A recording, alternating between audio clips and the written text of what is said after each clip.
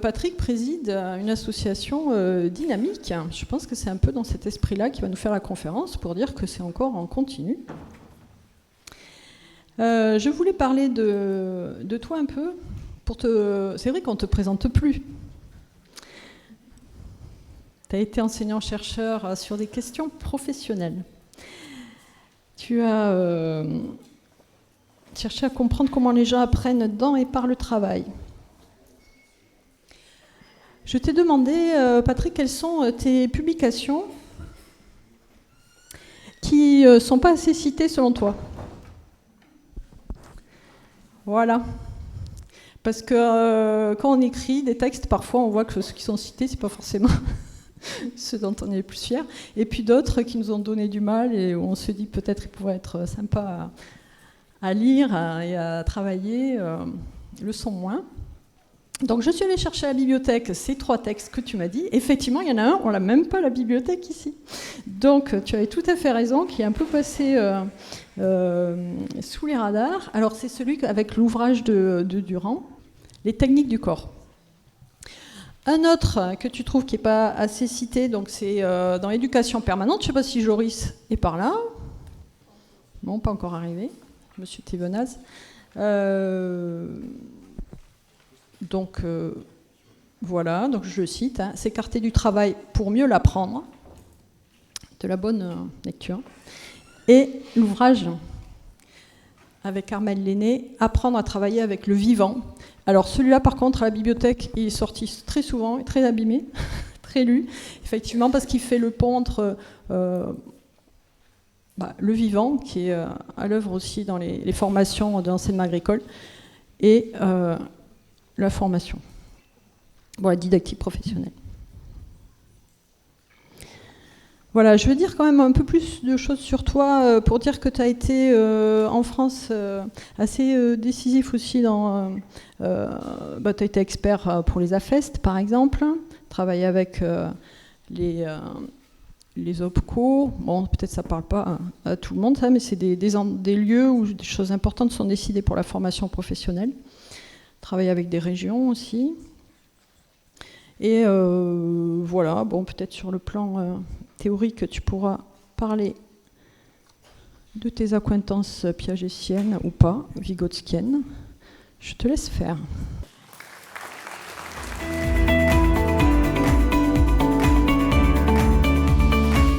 En fait, quand Hélène m'a demandé si je devais donner 3 articles à lire, je me suis demandé lesquels. Celui qui est dans un livre de Marc Durand, et je ne sais plus qui, parce que je n'ai pas préparé ça, un très bon livre sur les techniques du corps.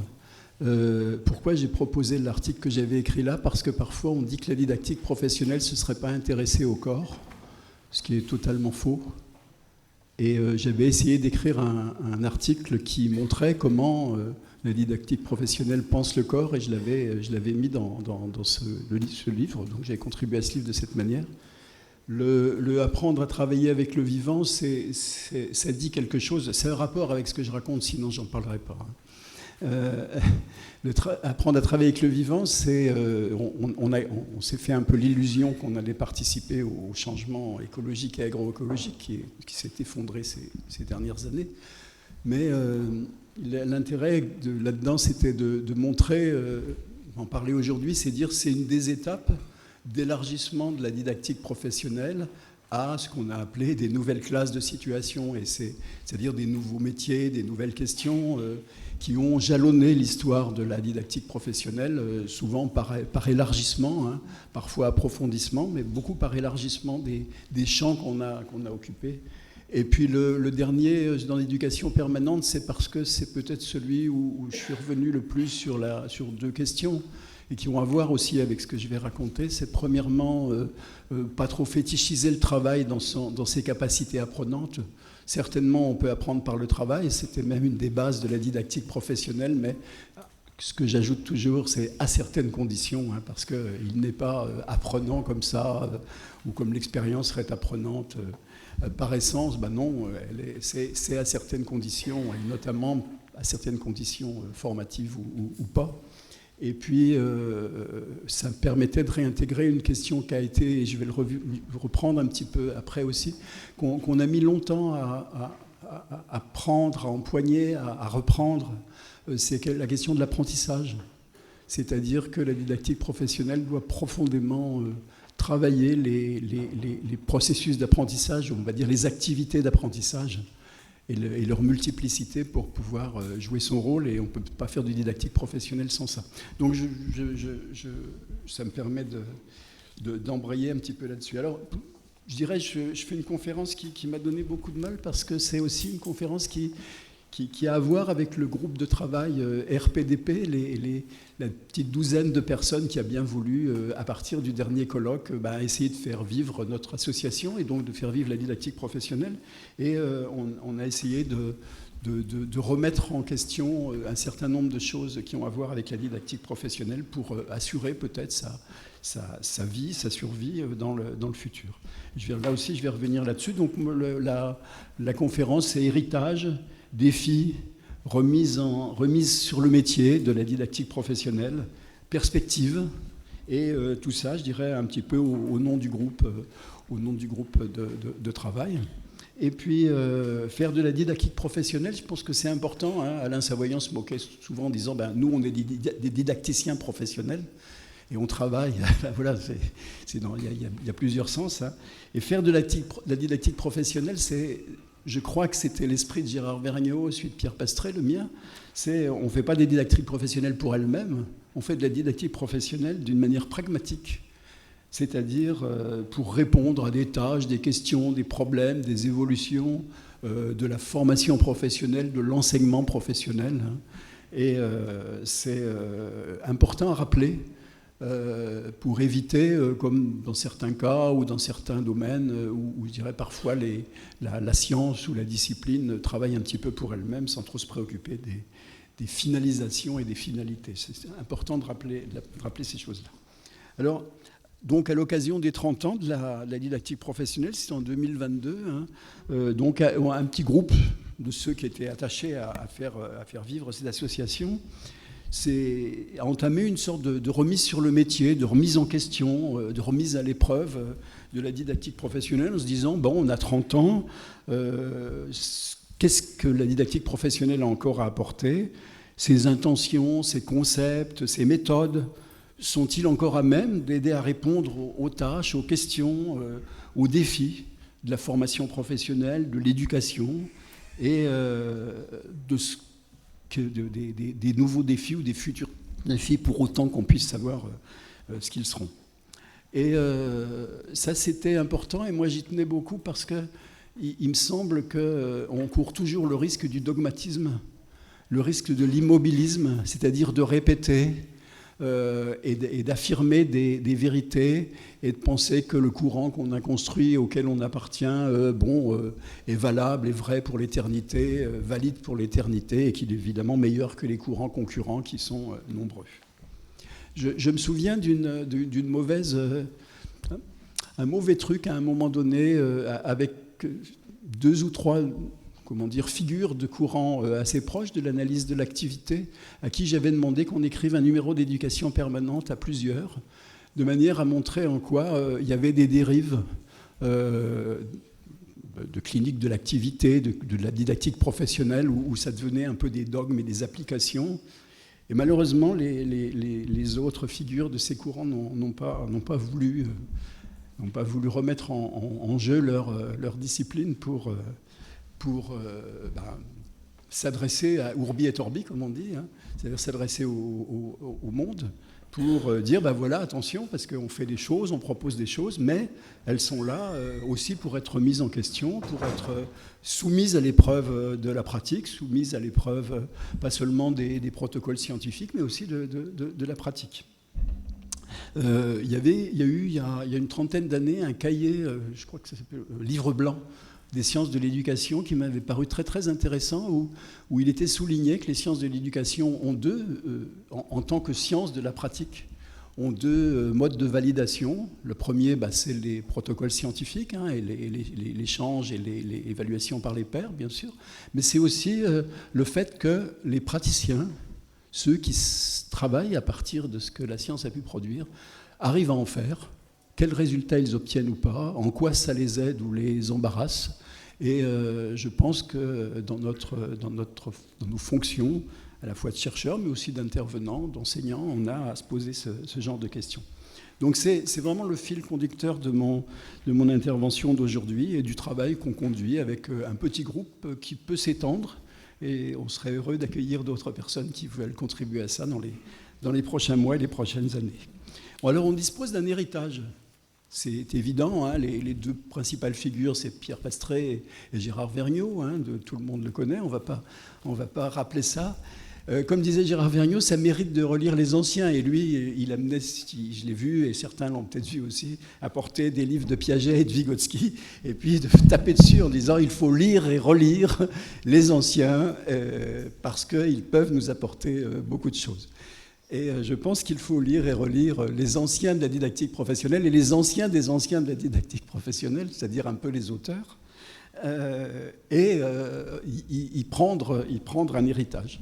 Dans cet héritage, j'insiste aussi pour dire que Gérard Vergniaud, notamment, je pense que Pierre n'a pas eu le temps de le dire comme ça, Gérard Vergniaud disait « Ce que j'ai produit, je l'ai produit pour répondre à des questions d'apprentissage des mathématiques. » Il disait « Mon système théorique, mon système méthodologique, il n'est pas fait pour répondre à des questions anthropologiques, existentielles, philosophiques. Il est là pour répondre à des questions d'apprentissage des mathématiques à l'école. » Donc c'est un système pragmatiste, à nouveau. Hein. Et il disait, n'hésitez pas à remettre en question ce que j'ai écrit, ce que j'ai produit, de manière à faire avancer cet héritage.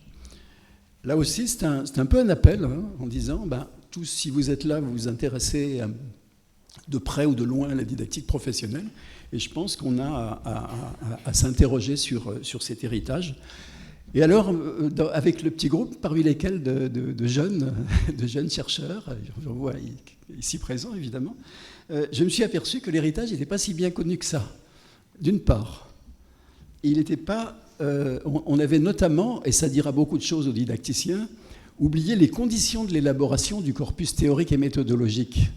C'est-à-dire, à quelles questions, dans quel contexte socio-historique, la didactique professionnelle a été créée, comment elle a été amenée éventuellement à évoluer, à s'intéresser à de nouveaux problèmes, et pourquoi les réponses ont été les réponses qu'elles ont été à ce moment-là.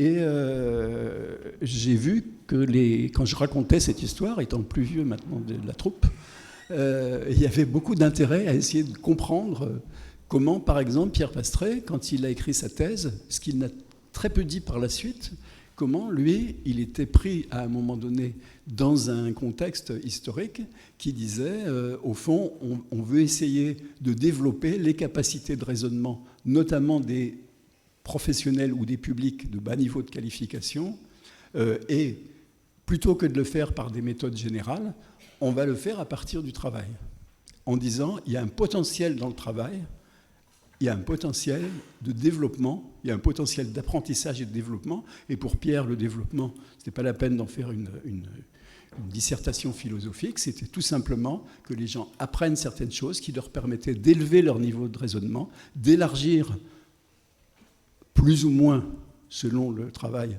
des manières de voir le monde, d'élargir un peu leur point de vue et de pouvoir peut-être appliquer ça dans d'autres situations de leur vie. Donc, c'était un défi, le défi du raisonnement. Alors il se trouve qu'il me semble qu'il est assez fondamental aujourd'hui, notamment quand on regarde les résultats des études de PISA, qui valent ce qu'elles valent, mais quand même qui disent quelque chose, des élèves français vis-à-vis des capacités de raisonnement. Et donc ces élèves français qui, eux, arrivent ensuite dans l'enseignement professionnel, puis dans le monde du travail. Et on observe aussi quand même des problèmes de compétences dans les entreprises vis-à-vis de capacités de raisonner des situations un peu complexes, inattendues, etc. Donc des éléments de cette nature étaient importants. On a fait le constat aussi, mais ce n'est pas nouveau, qu'on n'est pas toujours explicite, qu'on n'a pas toujours été explicite, et probablement, et je pense que c'était un défaut de Gérard Vergniaud, un défaut de Pierre Pastré et le mien, on n'a pas écrit 36 livres. Hélas. Je dis hélas, pas parce que On n'a pas de place on n'occupe pas trop de place sur les étagères, mais probablement qu'il manque un certain nombre d'explicitations des concepts, des méthodes qu'on a construites et qu'on a mises aussi en application dans les nombreux chantiers sur lesquels on a travaillé. Peut-être un peu d'elliptique, un peu d'incomplétude aussi dans la théorie. Donc, ça fait partie des défis, des défis futurs, de pouvoir réexpliciter tout ça, peut-être mettre à disposition davantage d'éléments qui soient utilisables plus facilement et appropriables plus facilement, notamment par ceux qui font de la didactique professionnelle au quotidien ou exceptionnellement les formateurs, les enseignants, les responsables de formation, les consultants dans les différents domaines. Donc voilà un certain nombre de choses. Donc ça c'est un défi, avec le défi de la remise en question. Avec mon expérience dans les sciences de l'éducation notamment, mais je ne parlerai pas des autres pour ne pas être désagréable, je pense qu'il y a assez peu de courants qui ont engagé une remise en question de leur propre courant. Et il y a, il me semble, un peu de dogmatisme auquel on est aussi, nous, évidemment, confrontés. On avait d'autres défis, évidemment, mais je vais simplement les évoquer parce que ce sera aussi la question de la table ronde, des défis profonds aujourd'hui d'évolution des emplois, des métiers, d'évolution des publics professionnels, des publics en formation, des évolutions du rapport au travail. Là, on est bien embarrassé pour traiter de ces questions-là, mais on ne peut pas l'éviter. Je dirais, dans une analyse du travail, la question du rapport au travail, aujourd'hui, on doit absolument la prendre en compte pour concevoir des éléments de formation, parce que le rapport au travail a à voir avec le rapport à la formation. C'est des choses comme ça, je dirais, ça rajoute des tâches à l'analyse du travail. La question aussi peut-être de la position de la didactique vis-à-vis d'autres disciplines, vis-à-vis d'autres courants. Quand on a commencé, on était tout seul de l'analyse du travail pour la formation. Et puis aujourd'hui, il y a 6, 7 courants qu'on pourrait identifier qui font de l'analyse du travail pour la formation. Pas tout à fait la même, pas tout à fait avec les mêmes outils. Et les pauvres étudiants, parfois, vous le savez, ils sont bien embrouillés avec tout ça et bien embarrassés. Donc une clarification des positions, pas nécessairement en termes de concurrence, mais en termes de position. Donc la lisibilité. Mais peut-être que le chantier le plus fondamental, c'est celui des rapports avec l'ingénierie. Pierre Pastré a toujours dit que la didactique professionnelle, elle était née à partir de certaines disciplines, dont l'ingénierie de formation. Or, l'ingénierie de formation, aujourd'hui, il y a très peu de gens qui écrivent et qui défendent l'ingénierie de formation. Or, on dispose d'une abondante littérature qui reste, parce que je la connais toujours, qui reste très valide. C'est les pionniers des années 1970, ça remonte à très loin. Ceux qui ont inventé l'ingénierie de formation en France après les lois de 71. Et qui nous donnent des éléments très importants pour concevoir des parcours, concevoir des dispositifs. Pourquoi garder encore le contact avec ces gens-là ? Parce que c'est oublié, c'est peu enseigné. Et pour autant, quand on interroge ceux qui construisent des dispositifs pour les entreprises, les administrations, etc., ils s'en servent encore, et notamment moi.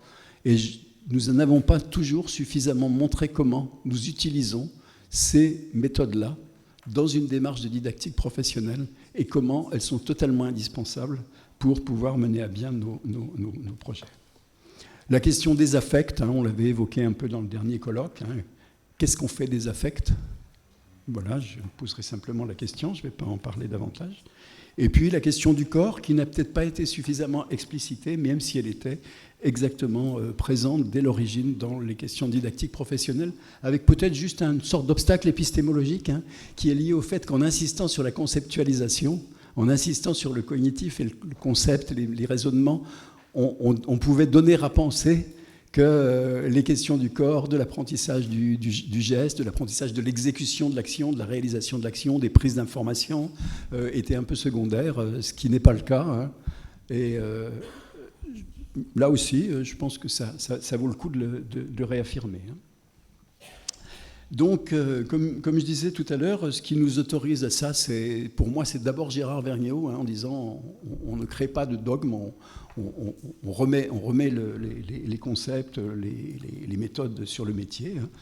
Et je pense qu'il n'y a rien de pire que ça, de croire qu'on peut faire de la didactique professionnelle en appliquant ce qu'on croit avoir saisi des méthodes, et j'ai souvenir, peut-être que je l'avais déjà dit une fois, mais d'un Pierre Pastré revenant totalement déprimé d'une séance de jury de DEA, qui avaient tous fait de la didactique professionnelle, en disant ils ont tout bien fait, mais ils n'ont pas compris. Alors, je sais qu'il ne faudrait pas dire des choses comme ça. Et ça ne veut pas dire que les gens qui ont fait le DEA à ce moment-là n'ont pas fini par comprendre. Mais pourquoi ils n'ont pas compris? Peut-être parce qu'on n'a pas donné suffisamment d'éléments à comprendre. Et je vais y revenir tout à l'heure en donnant quelques exemples seulement, mais on s'y reportera pour un numéro d'éducation permanente qui devrait paraître à l'automne, qui sera rédigé notamment à partir du groupe des gens du groupe dont je parlais. Il me semble qu'il y a un certain nombre de principes qui sont très actifs en didactique professionnelle et qui sont restés implicites. Les concepts, les méthodes ont été pour partie énoncés, mais pas nécessairement tout un ensemble de principes sous-jacents. Là où c'était parfois aussi désolant et où on a pu remettre en question la question de la didactique professionnelle, c'est quand certains ont pensé la didactique professionnelle sous une forme extrêmement limitée, du type la didactique professionnelle, c'est trouver la structure conceptuelle, construire un simulateur et ensuite faire un débriefing. Ce qui limitait le champ des possibilités d'apprentissage à quelque chose d'extrêmement réduit et évidemment réducteur et appauvrissant pour ce qu'on peut offrir de moyens, de conditions, de situations d'apprentissage dans un parcours de formation qui évidemment ne peut pas se résumer à des choses de cet ordre. Pourquoi je dis tout ça et pourquoi je dis tout ça de façon qui peut paraître un petit peu soit pessimiste soit un peu critique? C'est parce qu'il me semble que la vie, voire la survie de la didactique professionnelle demande cette remise en question et d'exprimer aussi ce qui peut être difficile dans un domaine et ce qu'on a pu constater. Alors, je reviens un petit peu sur la question des capacités de raisonnement qui était l'idée fondamentale de la thèse de Pierre Pastré. C'est-à-dire, d'abord, son postulat était qu'on peut développer des capacités générales de pensée, de raisonnement, à partir de l'exercice d'activité, à partir de l'activité de travail, à partir de mise en situation ou de confrontation avec les tâches, les problèmes que comporte le travail, et le travail ou les métiers. Autrement dit, le travail, par le moyen de son apprentissage et par le moyen de la formation ou des interventions formatives ou des conditions formatives qu'on peut lui adjoindre, pourrait être non seulement apprenant, mais développant. Ça reste la base de la didactique professionnelle. Il me semble qu'on doit y tenir particulièrement aujourd'hui. Alors là aussi, je ne suis pas très optimiste, quand on voit à quel point de nombreux phénomènes sociaux, dans le travail et hors du travail, semblent produire des situations dans lesquelles le potentiel de développement est plutôt un potentiel de non-développement, produit des effets de non-développement, produit des effets de réduction des obligations de penser, des obligations de raisonner, et on peut se demander, par exemple, où l'intelligence artificielle nous mène de ce point de vue-là, quand on évoque, par exemple, le travail des gens qui sont dans les entrepôts logistiques. Je ne sais pas si vous avez lu cette étude très intéressante, qui montrait qu'auparavant, il fallait une vingtaine de jours pour se former à acheminer rapidement et correctement des produits dans les immenses entrepôts, type évidemment Amazon. Et aujourd'hui, la formation dure une journée et les personnes travaillent avec des lunettes connectées et c'est la machine qui les guide tout au long de la journée pour aller chercher là où il faut le bon produit. Et on avait pourtant, il y a une quinzaine d'années, de très belles études qui montraient à quel point ce travail était intéressant et comment les gens étaient assez fiers et assez satisfaits d'avoir acquis et emmagasiné la complexité de l'entrepôt, la complexité de l'activité de recherche et de montrer à quel point c'était une activité de travail, une activité de professionnel, une activité compétente. Alors évidemment, on peut se dire que le potentiel d'apprentissage et de développement cognitif, notamment, et de développement, je dirais, un peu lié à la satisfaction du travail de ces professionnels, est aujourd'hui réduit à peu près à zéro. Et ce qui nous amène à nous poser la question de comment, quand c'est encore possible, on peut favoriser le développement et pas seulement des apprentissages qui ne répondent qu'à des exigences immédiates et souvent assez limitées. Donc ça, c'est un premier point. Deuxièmement, c'était l'idée qu'on pouvait apprendre des situations, c'est-à-dire apprendre les situations elles-mêmes, mais apprendre par la complexité, par la variabilité, par l'extension des situations, c'est-à-dire par finalement le fait qu'elles sont complexes, et en tant que complexes, elles amènent à des exigences en termes d'apprentissage, à des efforts d'apprentissage, à des apprentissages qu'on ne ferait pas s'il n'y avait pas cette complexité.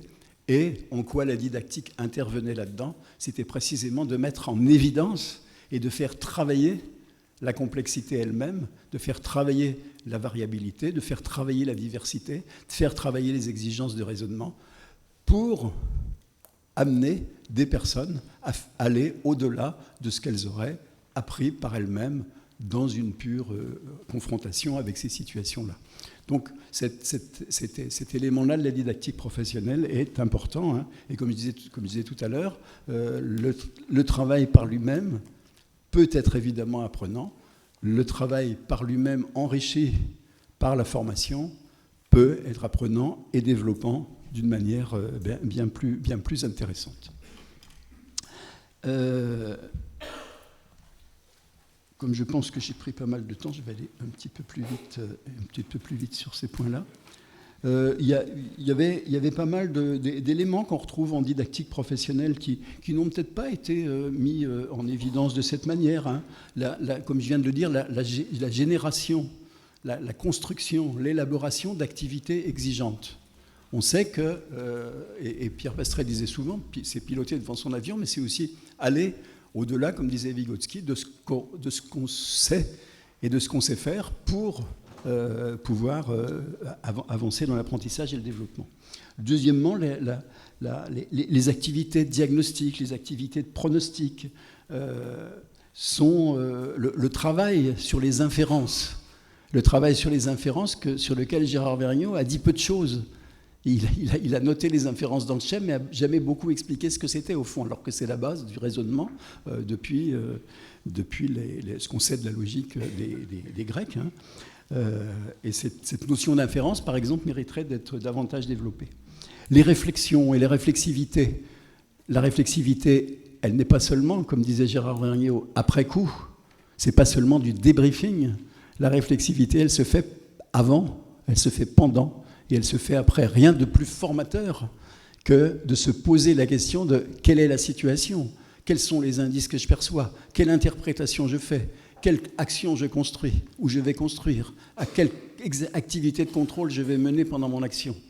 Donc là aussi, on casse un peu des dogmes ou des idées a priori, y compris dans la didactique professionnelle, y compris dans l'écriture de Pierre Pastré, en disant peut-être que le débriefing ou le briefing sont aussi essentiels, que la réflexivité avant est fondamentale autant que la réflexivité après, etc. Les activités d'élargissement du champ perceptif, du champ psychologique, qu'est-ce qu'on doit faire avec ça ? Ça fait partie des moyens par lesquels la didactique professionnelle aide à apprendre. Les processus de généralisation et d'abstraction, ils ont souvent été mis en évidence. Mais il y a la question du langage. La question du langage, ici, il y a des gens qui se sont beaucoup intéressés à ça. Je sais qu'il y a beaucoup de communication sur la question. Il est essentiel de travailler cette question de manière structurée, de manière éclairée, et non pas de tomber dans l'idée que parce qu'on parle, on apprend. Ou parce qu'on parle du travail, se fait un développement. Non, parce que sinon ça se saurait, vu que beaucoup de gens, par exemple, quand ils vont boire un coup après le travail, ils parlent du travail, c'est pas pour autant qu'à ce moment-là se produit un effet d'apprentissage ou de développement. Donc là aussi, il y a une obligation de structuration. J'ajouterai une chose qu'on n'a jamais trop explorée, qui est la suspension du jugement. Vous savez, il y a un petit livre d'Olivier Houdet qui avait travaillé sur cette question, mais il n'y a pas que Houdet ou d'autres, mais la question d'inhibition, de l'inhibition de ce qu'on veut faire, de ce qu'on croit faire, l'inhibition de la compréhension. Demain, je crois que c'est demain, ceux qui participeront à un petit atelier qu'on a bricolé avec Joris Sievnas sur littérature et didactique professionnelle. Je rappelle toujours ce merveilleux livre de Mark Twain, dans lequel Mark Twain, tout jeune, apprend à conduire un bateau sur le Mississippi. Et il paye $500 à son maître d'apprentissage pour pouvoir apprendre le pilotage. Et c'est tellement complexe, le Mississippi, qu'il nous raconte plusieurs fois dans le récit comment il croit que ça y est, il sait piloter, et que non, M. Bixby lui montre qu'il ne sait encore rien du tout et qu'il ne peut que suspendre le sentiment qu'il a de maîtriser les choses. Mais la question de la suspension la suspension du jugement, mais aussi la suspension de l'action, la suspension de la compréhension est fondamentale dans ces processus. Donc je lance un petit peu des choses comme ça parce que ça fait partie, pour moi, des objets à la fois fondamentaux à mettre en évidence, puis des objets à mettre en question. Une chose aussi qui est importante et que j'ai souvent vu aider les étudiants à comprendre, c'est cette idée que l'action est organisée. L'action est organisée, elle est mémorisée, elle est disponible quand on est un professionnel compétent. Alors, sous quelle forme des psychologues ou neurologues parleront de modèles mentaux, de modèles mentaux d'action, qui sont inscrits à la fois dans le système cerveau, nerveux, corps, muscles, enfin, etc. Et une disponibilité. Alors on peut appeler ça la représentation fonctionnelle, le schème, etc. Et il me semble que cette question de l'organisation de l'action, elle est essentielle, mais qu'elle distingue de courants dans lesquels la postulat est plutôt d'une émergence de l'action en situation.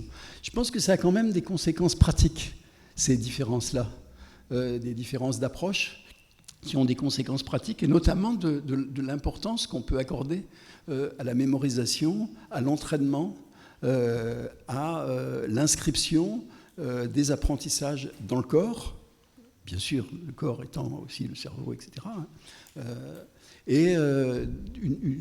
sur lequel on n'a peut-être pas suffisamment insisté non plus, ce rôle de l'entraînement, de la répétition sans la répétition, d'une appropriation progressive qui dépasse largement le simple fait d'être confronté à une situation dans une simulation et puis d'y réfléchir un peu, puis en plus de laisser ça tomber. Donc là, on voit comment le corps revient et les exigences du corps et de la mémoire reviennent aussi.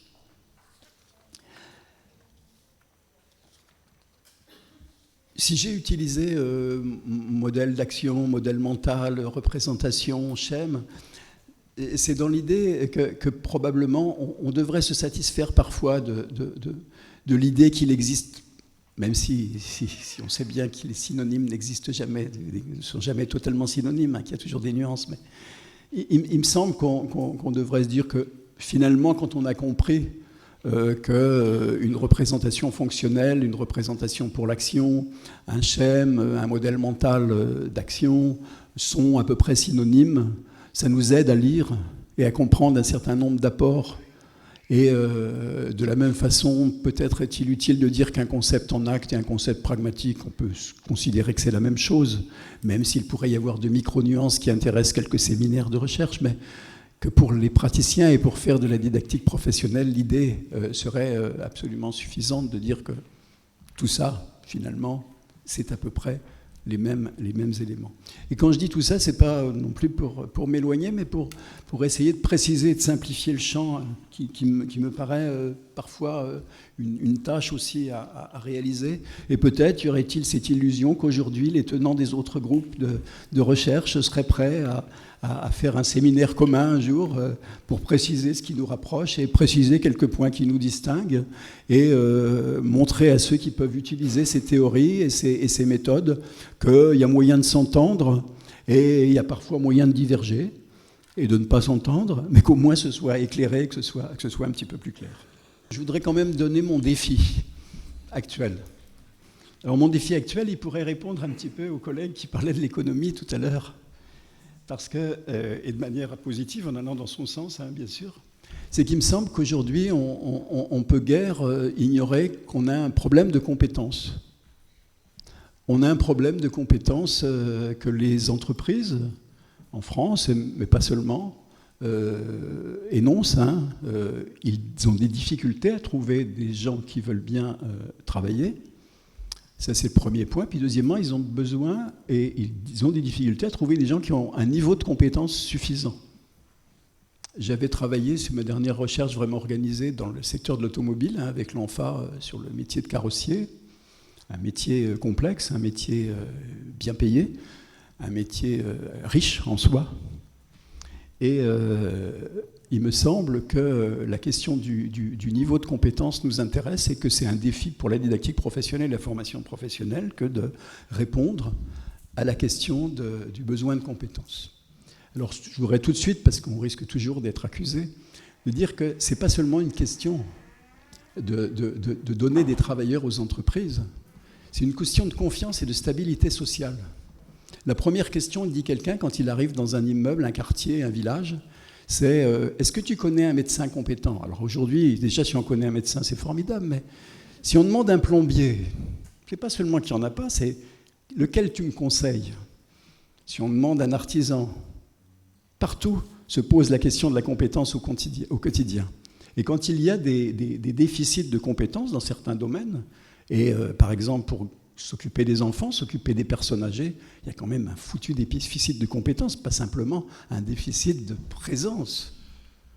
On sait que ça casse le contrat social entre les gens et que pour moi, ça c'est un besoin auquel on a à répondre. Et notamment, la difficulté se pose, non pas simplement dans l'exécution de procédures ou l'application de procédures, mais se pose parce que c'est précisément au moment où l'intelligence du travail est requise que le déficit est le plus grand et qu'on constate d'immenses difficultés dans tous les domaines, hein, que ce soit le domaine industriel, le domaine du service aux personnes, le domaine de l'éducation et de la réponse aux enfants à l'école.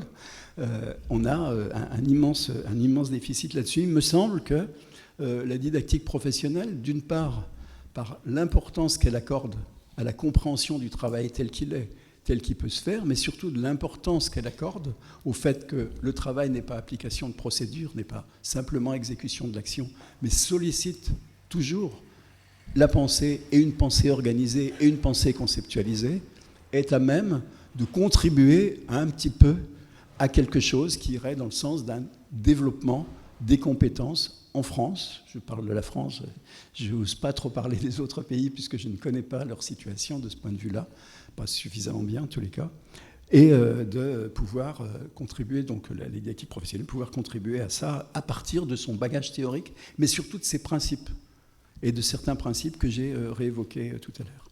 Et puis, dernier point, pour laisser le temps à la discussion, dire qu'il me semble qu'on a commencé à le faire, et Pierre Pastrel l'avait même annoncé à un moment donné, mais je pense qu'il faut revenir à... Je ne sais pas si vous avez déjà lu Faverges et Bredane, des années 1950, où pour la première fois, ils disent que la formation, quand on construit une formation, c'était psychologue du travail, ils disent il faut faire l'analyse. Pour la formation, il faut analyser le travail et l'apprentissage. Je pense que la didactique professionnelle doit totalement changer sa première définition en disant que la didactique professionnelle, c'est l'analyse du travail et de l'apprentissage pour la formation. Et analyser l'apprentissage, c'est analyser le travail dans ce qu'il exige d'apprentissage, dans ce qu'il propose d'apprentissage, la fameuse idée du potentiel d'apprentissage. C'est-à-dire que toute analyse du travail doit systématiquement être analyse du travail et de l'apprentissage. Il me semble que c'est ce à quoi je crois beaucoup aujourd'hui, que j'ai essayé de faire plus récemment, y compris dans des chantiers. Et c'est aussi l'analyse de comment des gens sont devenus des professionnels expérimentés. Et pour reprendre encore des phrases de Gérard Vignot, à peu près telles qu'il les a dit, qu'est-ce qui favorise, aide, soutient et qu'est-ce qui inhibe, limite, réduit l'apprentissage dans un parcours de formation ou dans un parcours de vie et de formation. Il me semble que s'il y a une grande orientation à donner à la didactique professionnelle, c'est celle-là. Et qu'est-ce que ça peut apporter de s'y prendre comme ça? Il me semble que si on travaille d'emblée en associant travail et apprentissage, on résoudra une des questions qui nous a souvent été adressée, c'est comment on fait la formation. Parce qu'on est directement lié aux questions de qu'est-ce qui reste à apprendre, qu'est-ce qui fait obstacle, comment on pourrait apprendre par le travail, qu'est-ce qu'on ne peut pas apprendre par le travail, etc. Donc on résout d'une certaine façon une question d'ingénierie. Je pense que c'est absolument essentiel.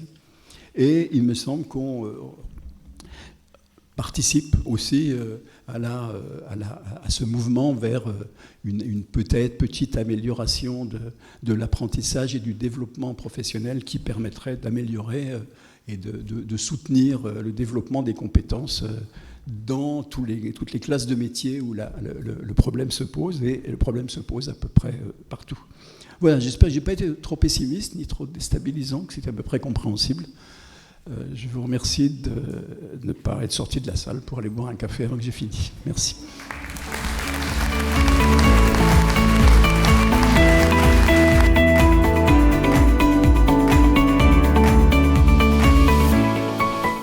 Oui, Paul Ollery, retraité.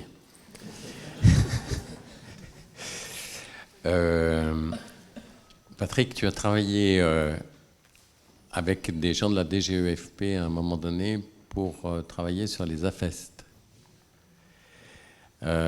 Du coup, la didactique professionnelle a fait un pas dans le champ politico-administratif réglementaire.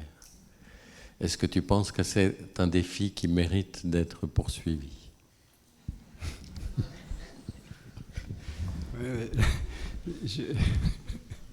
Bon ben merci Paul, je suis content de te voir. Oui, c'est vrai. Oui, enfin, oui. D'abord, je crois que, mais ça, je pense que je surprendrai personne. On a à répondre aux défis. Moi, je crois que si on est engagé dans le monde, à un moment donné, il y a des questions, il y a des chantiers et tout, et on peut pas y renoncer, ou des fois faire un peu, je sais pas comment on dit, mais dire non, on va pas aller là parce qu'on va se compromettre, ou là parce que ça marchera jamais, ou là parce que c'est des cons, voilà. Donc, à un moment donné, effectivement, le ministère du Travail, on va dire, quand il y a eu les réformes sur la formation professionnelle 2018, comme de nouvelles réformes,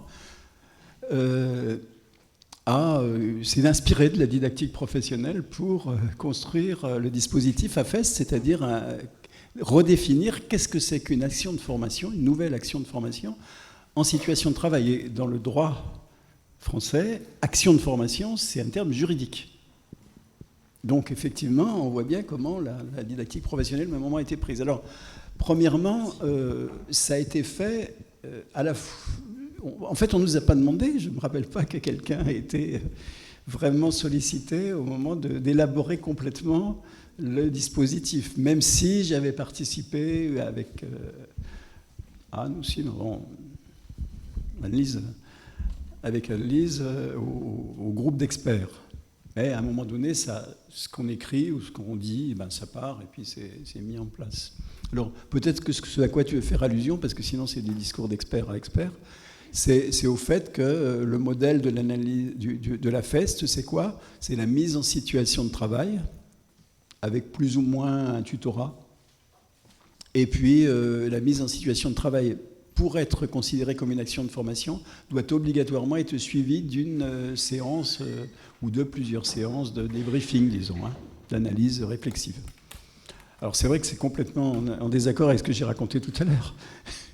C'est là où on a les risques d'application un peu dogmatique et réduite. Mais je pense qu'il faut au contraire continuer le travail en disant ça ne suffit pas, c'est pas comme ça que il y a quelque chose de mieux à faire, etc. C'est arrivé plusieurs fois sur la question des référentiels. On est plusieurs à avoir été mouillés dans des questions de référentiels. On sait que les référentiels du domaine de la santé parfois ont été très inspirés par la didactique professionnelle et à moindre titre par d'autres courants, sans non plus qu'on nous ait vraiment demandé de participer à l'élaboration. On a vu quelquefois les dégâts que ça peut faire, quelquefois peut-être des choses bonnes. Je sais pas, je pense qu'il faut garder l'engagement. Oui. Bonjour Patrick, je suis là. Ah oui, pardon. Stéphane Ballas, pas retraité encore. Merci pour cet exposé. J'avais une remarque et une question. Oui. La remarque, c'est concernant l'invite qui a été faite aux autres porteurs d'autres courants d'analyse du travail pour la formation de venir échanger et produire une analyse que j'appellerais presque d'hygiène intellectuelle nécessaire et qui n'a pas abouti. Moi, je trouve ça, je le découvre, je trouve ça dommage. Et je me dis qu'il n'est peut-être pas... il n'est peut-être pas possible de récupérer les porteurs de ces courants, mais peut-être quand même des gens qui ont travaillé avec eux. Et donc, je pense que c'est des défis aussi qu'on peut quand même essayer de relever collectivement. Ça, c'était ma remarque. Et ma question, c'est par rapport, enfin j'en aurais plein, mais c'est sur quand tu évoques la question des niveaux de compétences et des besoins de compétences. Comment fait-on pour porter ce discours sur le niveau de compétences et en même temps ne pas tomber dans le piège d'une utilisation justement dogmatique dont tu as parlé des référentiels, mais il y a bien d'autres espaces où, d'une certaine façon, le dire niveau de compétence, c'est aussi classer les gens et tomber dans une réduction très éloignée de la question du travail. Voilà. Oui, c'est très, très, très délicat et tout est un peu piégé aujourd'hui. Parce que je pourrais dire, je mets des guillemets, la valeur travail. La valeur travail, elle est fondamentale dans la création de la didactique professionnelle et chez les grands anciens. La valeur travail, en tant que lieu d'accomplissement possible, entre lieu de socialisation, entre lieu de développement possible, elle est quand même structurée l'ergonomie. Aujourd'hui, comment parler de ça ? Tout est brouillé. Et tu as raison de parler de... J'hésite à écrire ce que j'écris et à le dire publiquement. Parce que dire la question parler du niveau de compétence, où je me rappelle, il y a quelques années, Paul n'avait pas cru quand j'avais dit qu'un jour j'écrirais quelque chose sur l'incompétence. Parce qu'à un moment donné, on doit bien faire le point et exprimer ce qui nous semble être un certain constat, ou des constats qui sont récurrents, pour pouvoir avancer et essayer de traiter les problèmes. Et c'est très compliqué. Je pense que c'est ça aussi qu'il y a dans ta question, Stéphane, c'est comment oser dire que, par exemple, on a un problème de niveau de compétence dans des tas de domaines. Il y a des endroits... comme on dit, je ne confierai pas mes enfants à cette crèche. Je ne confierai pas mes enfants à cette assistante maternelle. Je ne confierai pas mes parents enfin, ils n'ont pas besoin maintenant, mais à telle ou telle personne. Et je dis bien personne, pas seulement institution. Alors institution évidemment, mais à un moment donné, il y a quand même des problèmes. Il y a des professionnels, vous ne les laisserez surtout pas entrer faire un travail de plomberie, autant le faire soi-même. Donc il y a bien quelque chose à dire qui fait partie de l'expérience commune, mais qui fait partie aussi quand même de quelques études qui montrent l'extrême difficulté à travailler là-dessus. Extrême difficulté qui est souvent prise aussi, par exemple, comme une remise en question du travail de l'éducation nationale. C'est pas du tout notre intention. Je ne veux pas dire, oh, les profs maintenant, ils apprennent plus rien. C'est de la connerie. Mais qu'est-ce qui fait qu'à un moment donné, il y a tant d'élèves qui arrivent en difficulté ou avec des niveaux insuffisants pour rentrer correctement dans une formation professionnelle ? Si on ne le dit pas, on ne fait rien. On continue de vivre avec des non-dits et de ne pas avancer là-dessus. Et c'est très difficile dans nos domaines, parce qu'il y a toutes sortes de discours qui brouillent et que presque tous les mots ou les expressions finissent par être piégés. Oui. Et peut-être là aussi, s'il y avait un travail avec les différents courants, les différentes approches qui sont quand même, qui ont parfois, je dirais peut-être un socle assez commun de manière de voir le monde, il y aurait quelque chose à dire un peu à tout le monde et à décomplexer un peu, à libérer un peu la possibilité de peut-être trouver de nouveaux mots, peut-être trouver de nouvelles expressions aussi. Hein, c'est une question de parler aussi là. Ouais, c'est une bonne question. Hein. Mais Pierre, à un moment donné, moi, ça m'avait fait de la peine parce que Pierre Pastré a été certaines fois accusé enfin accusé, c'est peut-être pas tout à fait le mot, quand même, avec des discours un peu agressifs contre lui, par mécompréhension de ce qu'il disait. Et si on peut être sûr de quelqu'un dans ses intentions, c'était bien de lui. Oui, pardon. Bonjour, Bonjour. Charles-Antoine Gagneur, ici. C'est une remarque qui n'est pas que taquine. Tu as dit il y a 2 minutes... Du côté taquin, j'ai déjà eu mon Paul Olry. Bah, à ton service. Juste, tu as dit il y a quelques instants que les AFEST, une mise en situation suivie d'une séquence réflexive. Ça m'a gratouillé, j'ai ressorti le décret, et le décret dit bien distinct, il ne dit pas suivi. Par contre, ce que tu viens de dire est le raccourci qui est universellement fait dans le monde des gens qui le déploient. Et je trouve que ce n'est pas anodin. Dans ta dernière réponse, tu finissais sur la question des mots qu'on utilise pour... Eh bien, je crois que cette transposition d'idées qui, en effet, chez Pierre, chez Gérard, peuvent être quelquefois compliquées, la transposer en langage courant et les transposer en usage courant, fût-ce quand c'est pas facile le subjonctif, fût-ce quand le cadre légal est à peu près propre, n'est pas facile parce que chacun y voit ce qu'il veut. Et donc je pense que par rapport à la question que tu posais tout à l'heure de la responsabilité qu'on a à accompagner dans le corps social les idées qu'on lance, à titre personnel, je trouve que c'est assez crucial. Voilà. C'était ma remarque, pas que taquine. Il n'y a rien à dire, tu as tout dit. Je suis d'accord avec toi. Tu vas pas être taquine. Un peu. Tu as dit quelque chose de très important parmi les défis, la question de la compétence.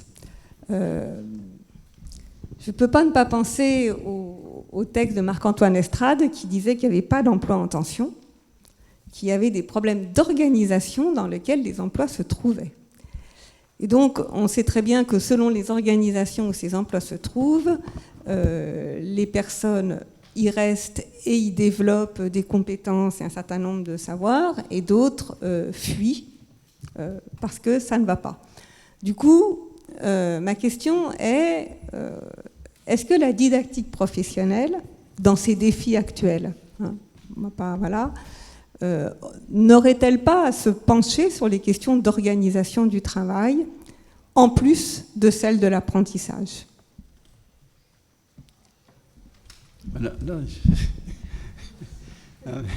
C'est pas du tout taquin, ça, mais enfin, là, il y a un problème de mécompréhension, parce que moi, disons, l'analyse du travail, c'est le plat pour moi qui m'a appris ça. Et alors, quand j'étais tout débutant, quand j'allais au séminaire où il y avait Jacques Leplat, et dans la salle, tout le monde avait le trac, parce qu'il est très gentil, mais en fait, il est drôlement sévère. Et Leplat, il disait, dès que quelqu'un disait qu'il avait analysé le travail, mais qu'il n'avait pas analysé l'organisation, on peut dire qu'il se faisait engueuler. Hein. Moi, j'ai toujours retenu ça. L'analyse du travail en didactique professionnelle est l'analyse de l'organisation. C'est l'analyse des conditions de l'activité. C'est absolument décisif. Donc, j'ai même dit à quel point il était essentiel qu'on n'oublie jamais l'héritage de l'ergonomie. Parce que s'il y a une chose importante quand on fait un chantier, quand on est dans un chantier, c'est d'identifier ce qui ne relève surtout pas de la formation, ou d'identifier ce qui relève que pour une part seulement de la formation. Alors, il se trouve qu'avec mes collègues d'Éduter, on travaille sur un chantier des directeurs d'établissement, et ils sont témoins du fait que les premières investigations qu'on a conduites nous ont amené à mettre en évidence tout un ensemble de lignes qui concernent les conditions d'exercice de l'activité de directeur. Donc, soit on a mal expliqué, soit on ne l'a pas assez écrit, mais je voudrais dire que c'est intégralement présent dans la didactique professionnelle. Et moi, je connais pas bien les théories de l'organisation du travail, je connais un petit peu, mais Alors, l'ergonomie, j'ai quand même appris. C'est décisif, ne serait-ce que pour purger toutes les commandes dans lesquelles on nous dit « venez faire de la formation », alors que c'est un autre problème par ailleurs. Et puis deuxièmement, à travers notamment la notion de situation potentielle de développement ou de potentiel de développement ou de non-développement ou de non-apprentissage des situations, c'est bien quand des conditions de travail réduisent, limitent, inhibent, empêchent, détruisent les possibilités d'apprentissage, de développement de compétences, etc. Là, je le répète, parce que c'est tellement écrit. Moi, je suis sûr de l'avoir écrit à plusieurs reprises. Ça fait partie de la didactique professionnelle. Mais en revanche, que ce soit peut-être pas encore suffisamment inscrit, suffisamment réaffirmé, c'est pour ça que je prends le temps de le réaffirmer. Mais on pourrait avoir des... Je me rappelle, je vais quand même raconter une histoire comme ça, mais une commande absolument extraordinaire où... dans un service semi-public, on va dire, on nous dit là, on a des problèmes parce qu'on a mis une sorte de bureau paysager, il y a 10-12 personnes qui travaillent, et puis il y a le public qui arrive, et il n'y a qu'une personne qui est en face du public, alors que derrière, il y en a une dizaine ou douzaine qui n'arrêtent pas de circuler, entre guillemets, sans rien faire aux yeux du public. Ils disent, comment on peut former les gens ? Je leur dis, ça va être rapide, vous achetez du placo, vous fermez et vous mettez un agent devant le public. Si on n'a pas appris ce réflexe, qui est de dire, c'est pas une question de formation, c'était écrit chez les anciens, chez Alain Maignan qui parlait de sacrifier une chèvre, des choses comme ça. C'est la base de la réponse à une demande. Évacuer et renvoyer par ailleurs ce qui relève d'autres mesures que des mesures de formation, de plainte de compétences, effectivement. Voilà. Je pense que je réponds à ta question, là. Mais c'était pas une taquinerie, ça. Oui, bonjour. Soraya de Simone. Donc moi, je reviens sur la question de la formation, en fait, vraiment spécifique. Et puis, j'ai trouvé très intéressant ton développement sur les compétences. Et je me demandais dans quelle mesure tout ce que tu expliques aujourd'hui n'est pas teinté un peu de l'approche historico-culturelle de Vygotsky, et dans quelle mesure on pourrait utiliser, enfin je sais pas, c'est peut-être pas le bon terme, mais transférer minimalement des constats assez patents et pertinents de cette approche à la formation des adultes, parce qu'on sait qu'au travers en fait des travaux de Vygotsky, en fait le développement est défini par en gros l'usage autonome d'un outil ou de plusieurs outils par un individu. Et la question que je me pose en lien avec les compétences, c'est comment est-ce qu'on pourrait transférer ce travail-là aux adultes, parce que lui a beaucoup travaillé avec les enfants, quoique ses recherches ont aussi porté sur des adultes apprenants illettrés. Mais je trouve intéressant cet aller-retour entre le collectif et l'individuel qui pourrait évidemment être problématisé dans cette perspective-là. Je ne sais pas si c'est quelque chose de pertinent ou non à ce stade. C'est-à-dire que là, j'explose la matinée. Là. On explose la matinée de revenir là-dessus. Oui, il y a une inspiration vygotskienne dans la didactique professionnelle, qui a quand même été un peu évoquée et puis développée quand même. Après, sur la question du collectif, là aussi, il y a eu des travaux qui montrent le rôle possible du collectif dans l'apprentissage. Je ne sais pas...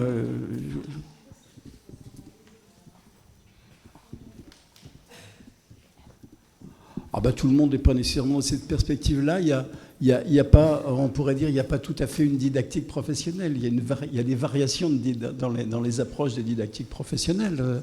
Il y a des gens qui vont être plus sensibles à certaines choses autour du langage, d'autres autour du collectif, autour des groupes. Peut-être il y a une source de développement aussi dans ce domaine. Hein. À vous de faire. Oui, il y a beaucoup de questions. Le temps est passé, on va en attendre du coup une autre. Ouais, Anne, voilà. Christine, une autre pour Christine. Elle bouge dans tous les sens depuis tout. Où est-ce qu'elle est ? Je me permets avec le micro, c'est plus facile. Le micro est parti. Oui. Donc Béatrice Savarion, Université de Rouen-Normandie. Je trouve que dans les défis, il y a peut-être la dimension internationale. On a beaucoup cité les fondateurs, mais quid de la didactique professionnelle aujourd'hui comme objet de recherche? Et on sait que pour être un objet de recherche, il faut cette dimension internationale. Et je me pose la question des travaux de Schoen là-dedans. Est-ce qu'il y a des rapports ou pas du tout? Il y a deux questions là. J'ai attendu, donc j'en profite. Non, sur l'international, j'ai pas mis tous les défis. C'est clair qu'il y aurait bien des choses à faire. Voilà. C'est sans doute un point qu'on n'a pas suffisamment travaillé. Et puis sur Schoen, moi j'ai redécouvert John Dewey. À un moment donné, ça m'a beaucoup aidé à comprendre la didactique professionnelle et aller un peu plus loin. Et j'ai lu Schoen, mais j'ai trouvé qu'il n'avait pas bien compris John Dewey. Alors bon, j'ai laissé tomber. Donc je ne peux pas répondre à la question sérieusement. Voilà.